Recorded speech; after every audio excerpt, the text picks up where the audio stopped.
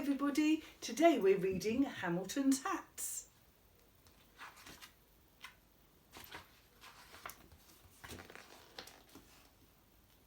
Hamilton the pig was very fond of hats. He had big hats, small hats, tall hats, floppy hats, stripy hats, feathery hats, and suitable for every occasion hats. In fact, he had so many hats that you would need more than all your fingers and toes to count them. When Hamilton the pig's mum saw Hamilton messing about in his hats, she worried. "Hamilton," she would say, "you are a very vain little pig, and I do not know what is to become of you. You have many lessons to learn in life, and you will learn none of those from hats." But Hamilton did not listen.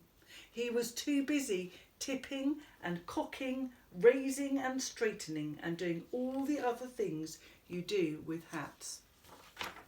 One day Hamilton the pig was out and about when he bumped into a giraffe. Hamilton was wearing a tall, teetering, high as a chimney sort of hat. "My hat makes me almost as tall as you," he said to the giraffe. The giraffe snorted and with one fell swoop snatched up the hat and flipped it onto her head. Indeed, a very fine hat," she said, ignoring the hot, cross piglet below. "I would like to keep it for myself. But if you are really determined to get your hat back, you must climb up my long, long neck to get it." Hamilton looked up at the giraffe's long, long legs and her long, long neck. It is not easy for little pigs to climb, but Hamilton did not want his hat back, but he did want his hat back, so he decided to do it. It was horrid. The giraffe kept wriggling her neck because she said Hamilton was so tickly. But Hamilton was determined, and so at last he got his hat. "Whee!" he cried as he slid down the back of the giraffe's neck and bumped onto the ground. "Sit there, monkey."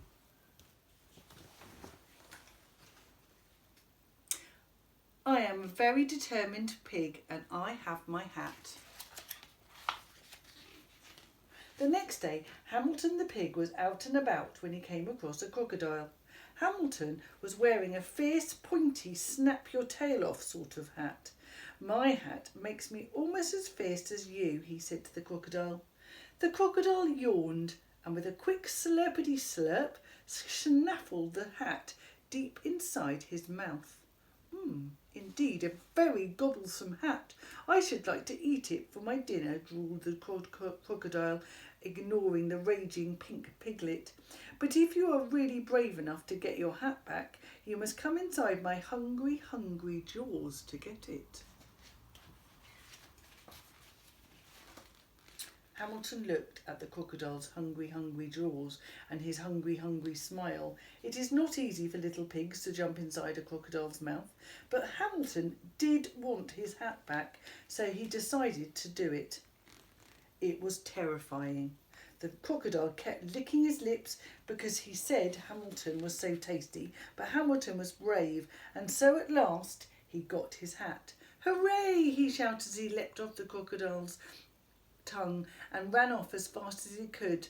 "I am a very determined and brave pig, and I have my hat." This is your moment now, monkeys. The next day, Hamilton the pig was out and about when he met a band of monkeys. Hamilton was wearing a round, bouncy, let's play cat sort of hat. "My hat makes me almost as playful as you," he said to the band of monkeys. The monkeys laughed, and with a quick flick of the tail, some monkeys swiped the hat and threw it to his friend.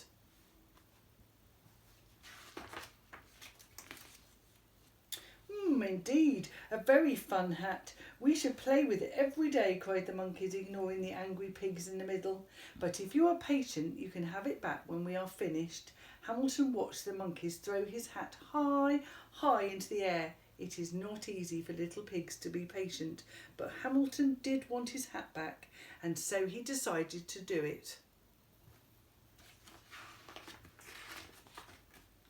Poor Hamilton. It was boring.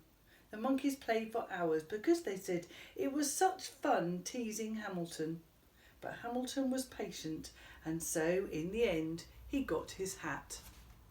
At last, he sighed as he said goodbye to the monkeys and plodded off. I am a very determined, brave and patient pig, and I have my hat.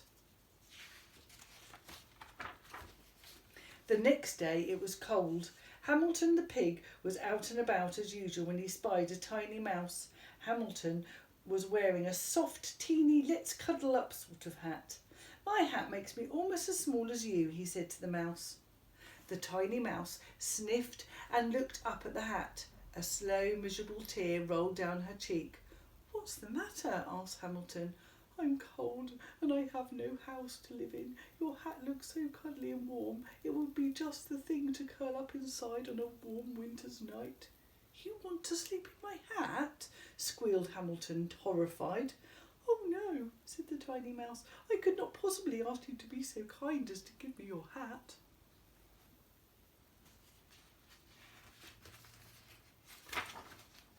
Hamilton looked at the mouse as she limped unhappily away. It is not easy for little pigs to be generous, and Hamilton did not want to give his hat away, but he decided to do it. It was nice. The mouse kept shaking his hand and saying thank you because she said Hamilton was so kind. Ah, said Hamilton, I am a very determined, brave, patient and kind pig, but I have no hat. So happy, hungry and hatless, Hamilton the pig arrived home and set to work on a new and very special hat.